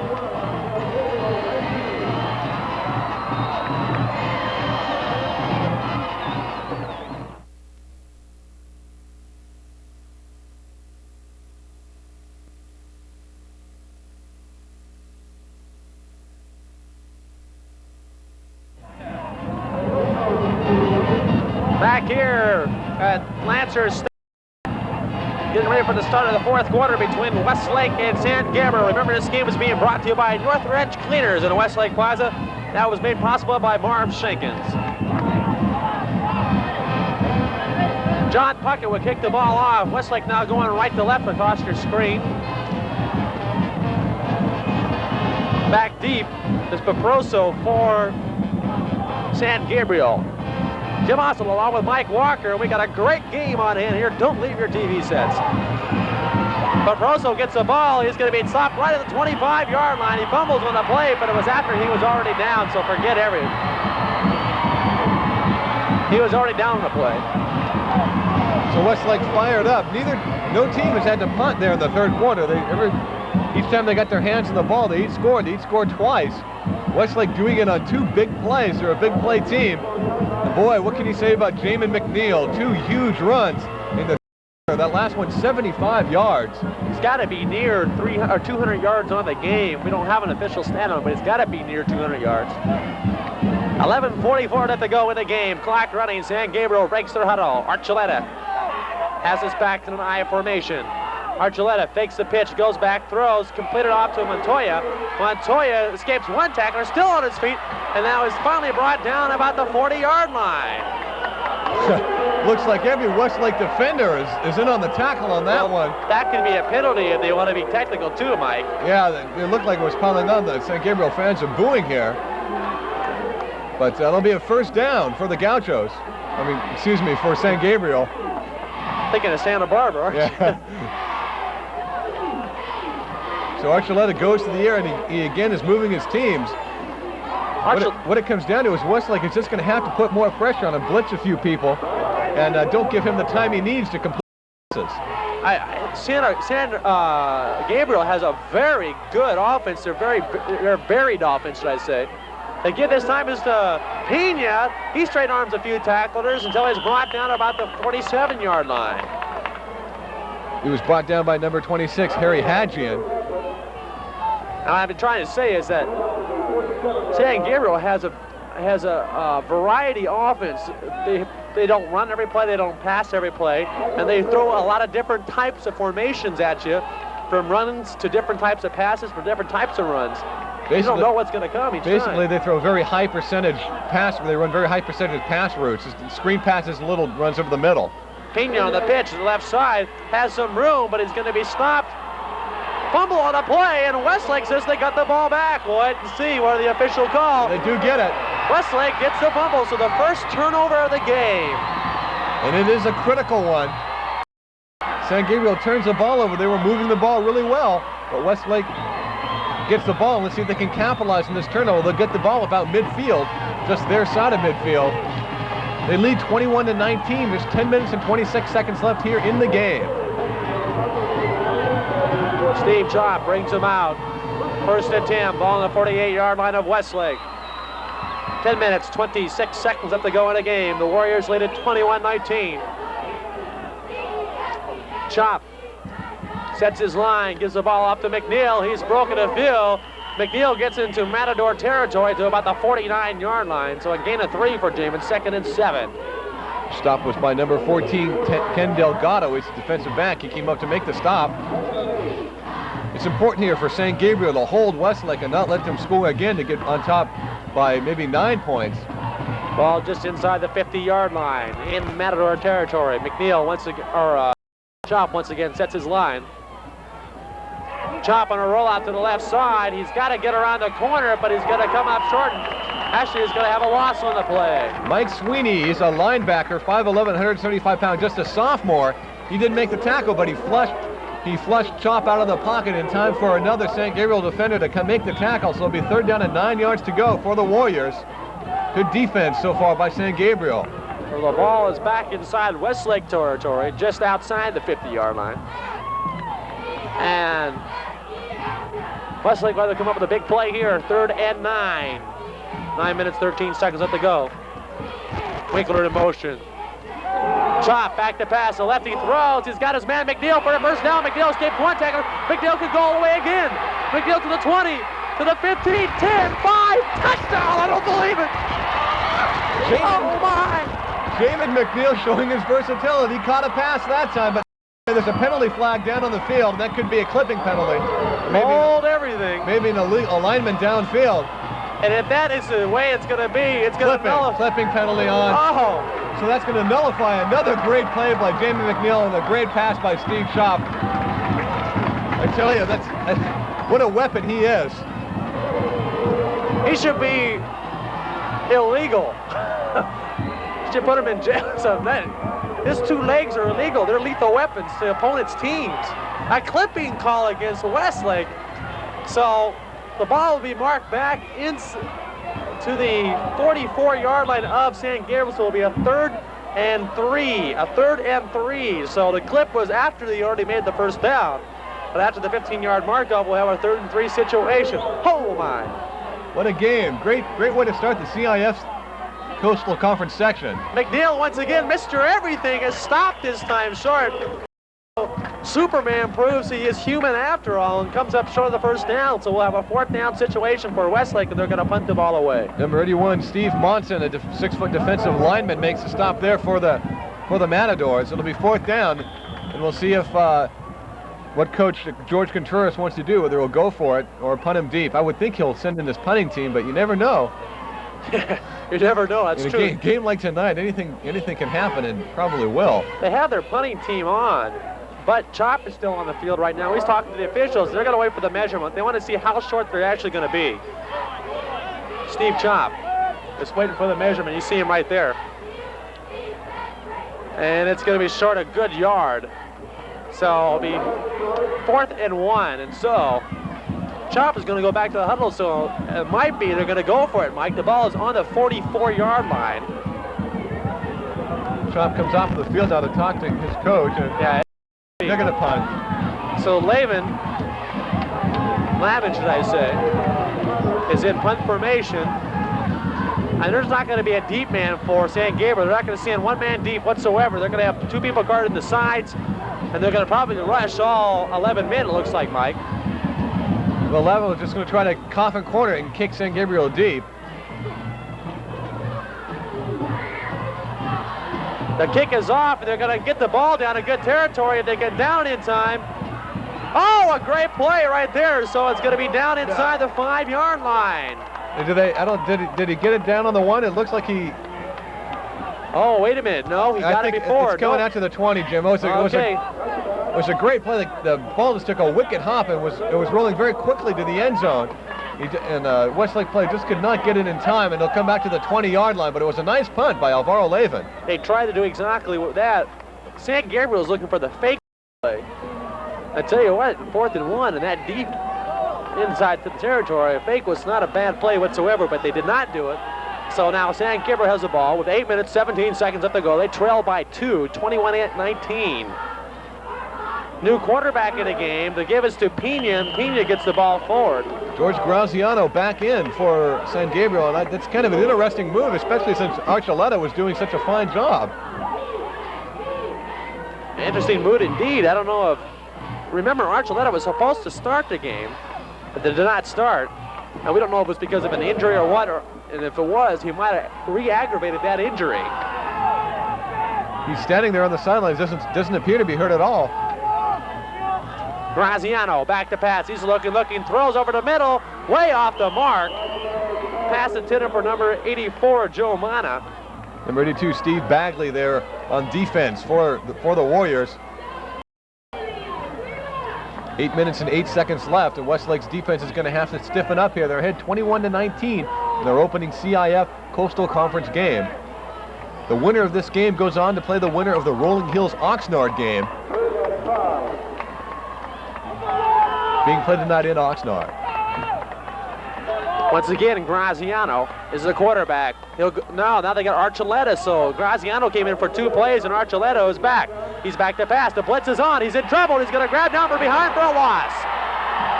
So Archuleta comes back into the game, and has a rude welcoming back into this game. So that's why I said earlier, Westlake had to put a blitz maybe on and put some pressure on the quarterback, and that's exactly what they did. And he throws Archuleta for a big loss. And now Westlake's going to get some good field position here. Back deep to receive the punt is number 34, Dave Bacos. 4th and 23, so a situation. Pena is in punting formation for the Matadors. Bacos is the man deep forward Westlake. He is in San Gabriel territory. A low liner. Bacos is going to have to field it on the bounce and lets it roll. Does he touch the ball? If he touches the ball, Westlake's in trouble. No, okay, he didn't. They waited for the ball to be dead. It looked like Bacos might have touched the ball. If he touched the ball, that ball is live. So it was a good punt by Glenn Pena. He got him a really good punt. It was about 45 yards. And now Westlake will take the ball over on their own 43-yard line.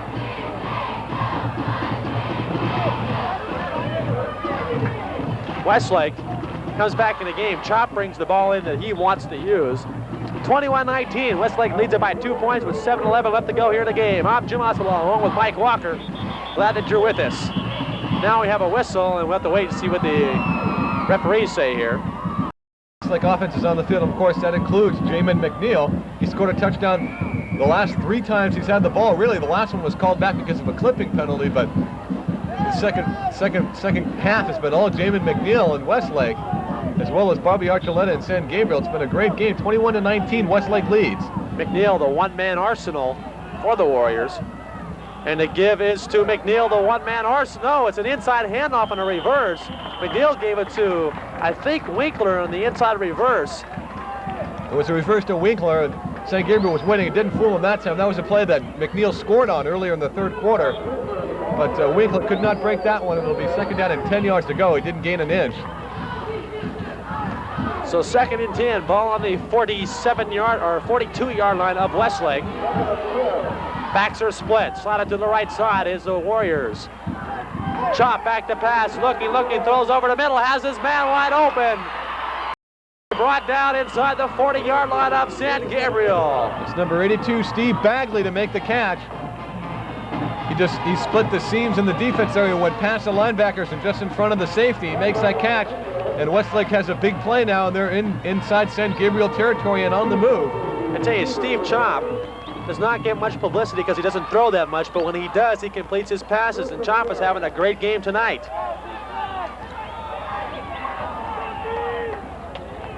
Chop sets his line. The give his time is to Winkler. Winkler has some room. He's to the 20, the 15, 5. Touchdown, Winkler. Well, let me tell you, Jim, the Westlake offense is really starting to gel now. Winkler on about a 30-yard run puts Westlake up ahead 27-19, 28-19 if they add the PAT. That big play offense comes out in action once again, and that's the way Westlake loves to score on that big play. And Mike, they done it. You got to give credit to their offensive line. They've just done an outstanding job blocking. Weekler scored a touchdown earlier in the first half without being touched, and he wasn't touched there either.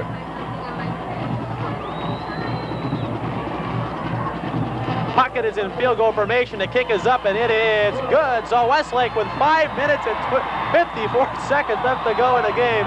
Take the lead 27-19. And Mike, that extra point hit the scoreboard. That extra point shattered the scoreboard, Jim, and hit a Pepsi sign up there and knocked a big chunk of it out. So Puckett had that extra point and something to spare there. So 5 minutes and 54 seconds left. Westlake now has a 28-19 lead. And San Gabriel's going to have to pass now. They're going to have to score twice to beat Westlake. That's the important thing. They're up by 9 points. It's going to take 2 scores to beat Westlake.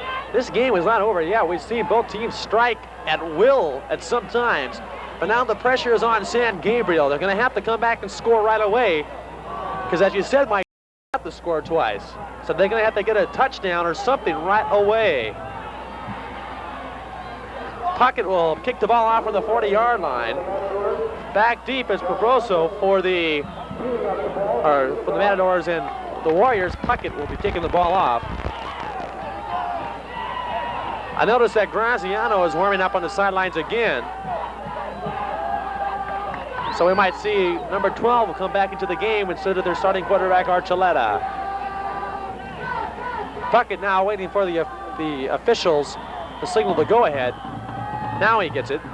Approaches the ball, and it's going to be a Lutter's low liner, going to be handed by an up man. It's going to be knocked there at the 42-yard line. So that was intentional, Mike. You can see that was very intentional, but it did not work.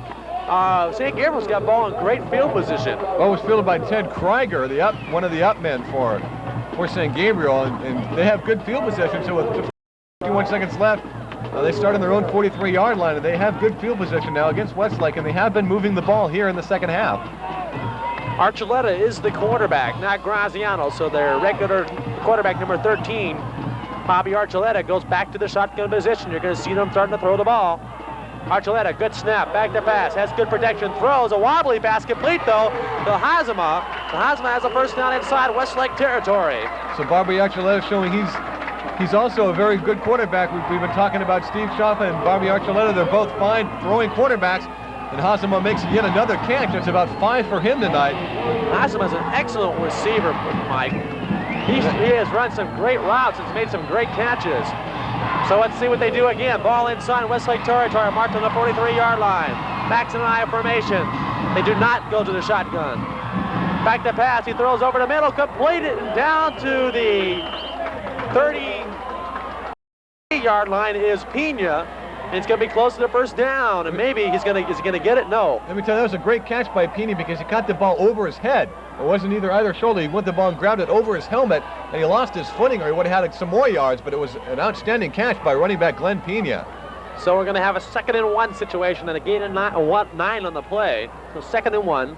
4 minutes, 44 seconds left to go. Clock is running. San Gabriel has to put some points on the board in a hurry here. They want to get back. They trail by 9 points. Westlake leads at 28-19.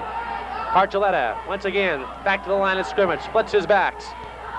Will he run or throw? He's back to pass once again. Good protection, throws a lob pass, and it's incomplete.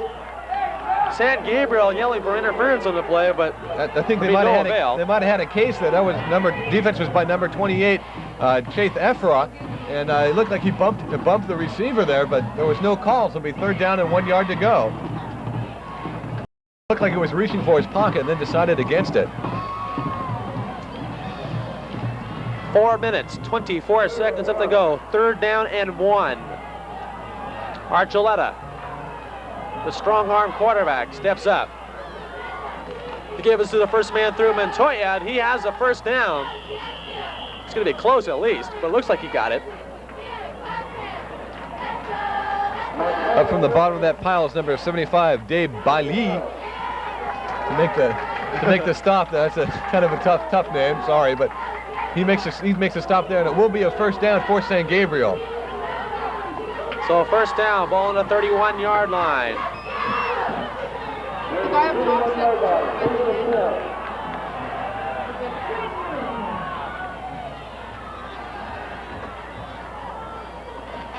Back to passes Archuleta. Archuleta steps up, throws, incomplete pass intended for number 84.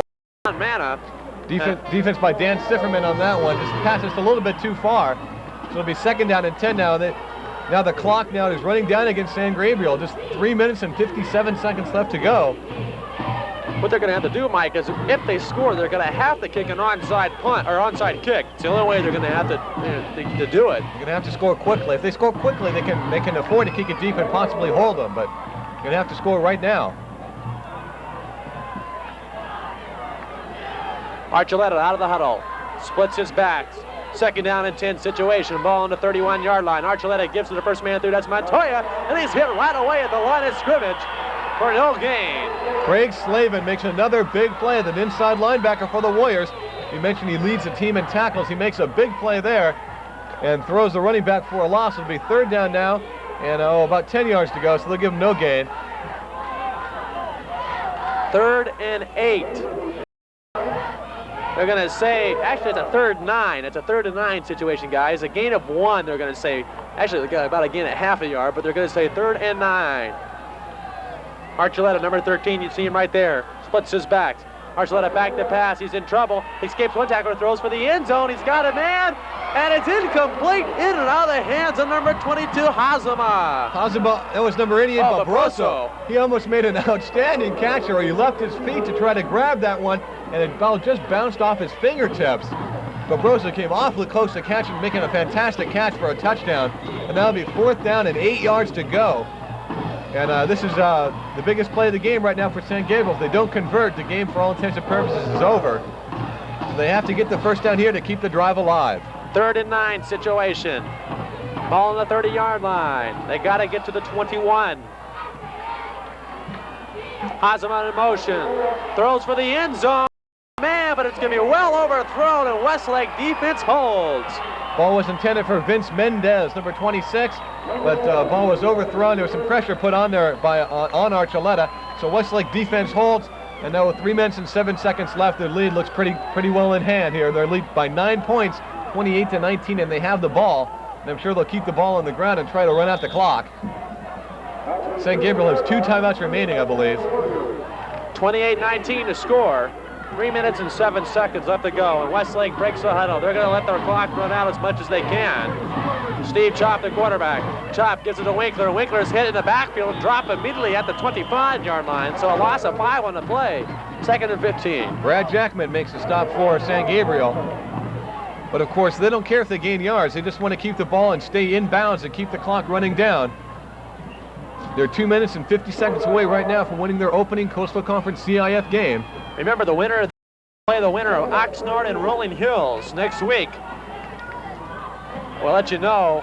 We'll explain where the game will be played when we have time, what the rule is on that. This time they give us to Superman McNeil, and McNeil splits it again. McNeil is going to go all the way. Oh, I don't believe it. McNeil, 20, 15, 10, 5, touchdown. Incredible. What a way to cap off the night for a super running back. Jamin McNeil breaks off another 70-yard run. That's going to give him about 250, 260 yards tonight. Easily. That's icing on the cake. Jamin McNeil showing that he could be all-world when he wants to. Holy cow. I was going to say, why not give it to McNeil? At least he's going to get you a few yards. But every time he gets his hands on the ball, he goes all the way for a touchdown. Incredible. Westlake leads it 34-19. He's got a lot of speed, and he's just tackle him around the ankles. 2 people tried to tackle him on the ankles, and he broke both tackles. That's surprising because he's only 5'8". He's not real big. Puckett's kick is up, and it is good.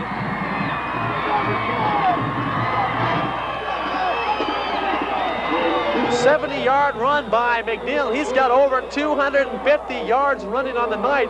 Most of those coming on 3 plays. McNeil's got 3 touchdowns. Westlake now leads at 35-19 with 2 minutes and 22 seconds left to go, and it looks like Westlake will advance to the 2nd round of the CIF Coastal Conference Playoffs.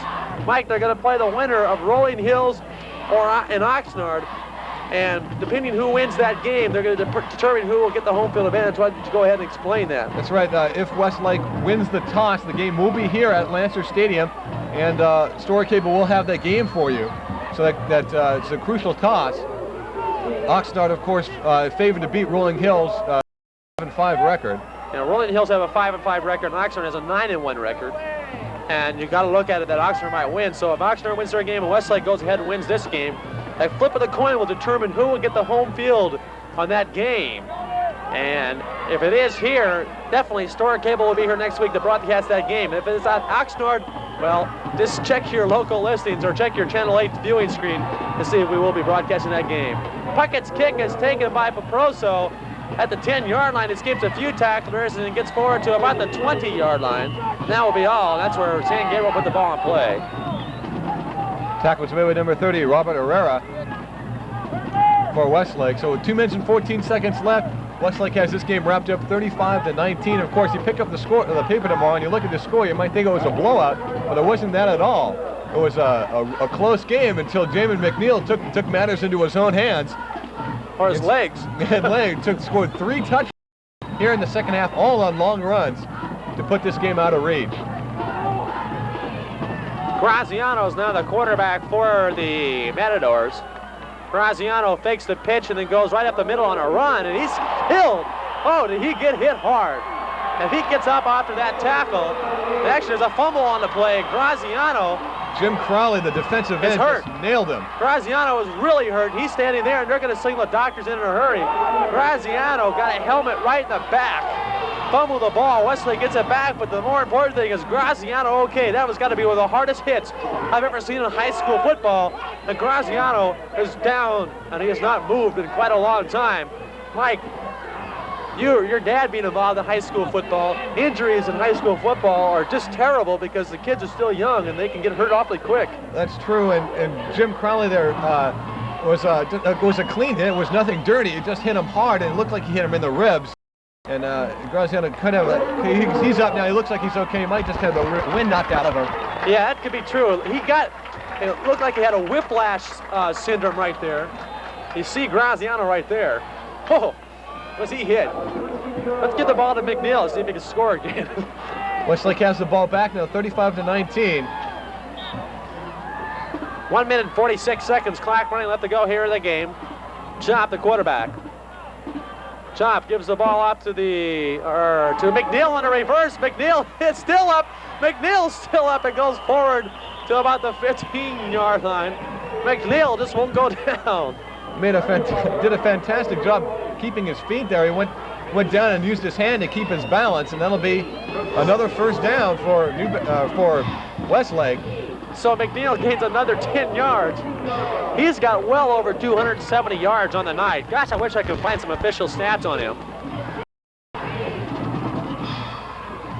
They gave it straight ahead to Winkler, it looks like.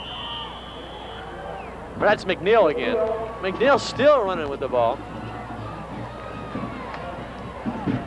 So Jamin McNeil takes the ball down to about the 14-yard line. There's 1 minute and 2 seconds left on the clock running.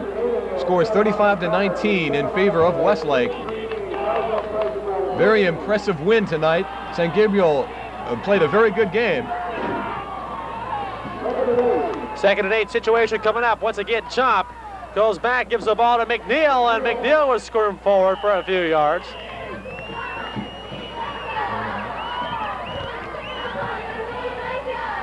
"34 seconds left, and I don't think they'll even run another play."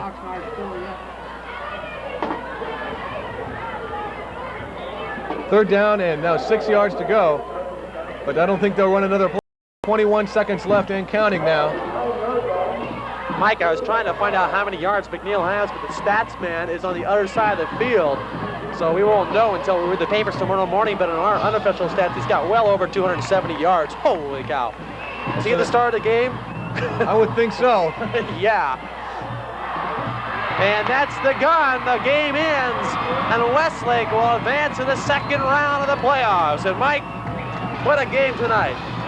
Well, as I said, this final score does not indicate the type of game it was. Both teams played very well for 3 quarters, but then Jamin McNeil took matters into his own hands, rushed for about 250 yards tonight and 3 touchdowns. Scott Winkler had 2 touchdowns for Westlake, but they showed they have a very potent offense, 35 points. And let me mention one more time that Westlake offensive line. McNeil is a fantastic runner, but he couldn't score all those touchdowns without to help. Well, the Westlake Warriors will go ahead and play the winner of Oxnard and Rolling Hills next week for the second round game. Once again, we want to thank North Ranch Cleaners in Westlake Plaza and Marv Shankins for sponsoring this game for us, bringing this game possible on the Soarer Cable. Hope you fans out there have enjoyed this game. For Mike Walker, I'm Jim Oslo. Once again, athletics is supposed to be about. Jamin McNeil is a 5'8", 165-pound senior at Westlake Village High School in Ventura County. McNeil, who is supposed to be too small for these kinds of heroics, does practically everything for the top-ranked Warriors. Against San Gabriel last weekend in a 35-19 victory, McNeil rushed for 284 yards in just 16 carries. He had touchdown runs of 68, 74, and 76 yards. He caught 5 passes for 82 more yards. He returned 2 kickoffs for 39 yards. At his defensive cornerback position, he made 5 tackles and picked off 1 interception, which he returned for 17 yards. All in all, Jamin McNeil was responsible for 419 yards of his team's offense. Add that to the fact that Jamin McNeil is an A student in a college prep honors program, and you can easily see why he is more than deserving of our trophy as the KABC-TV High School Athlete of the Week. Anything you'd like to say? The American League today picked Baltimore's Cal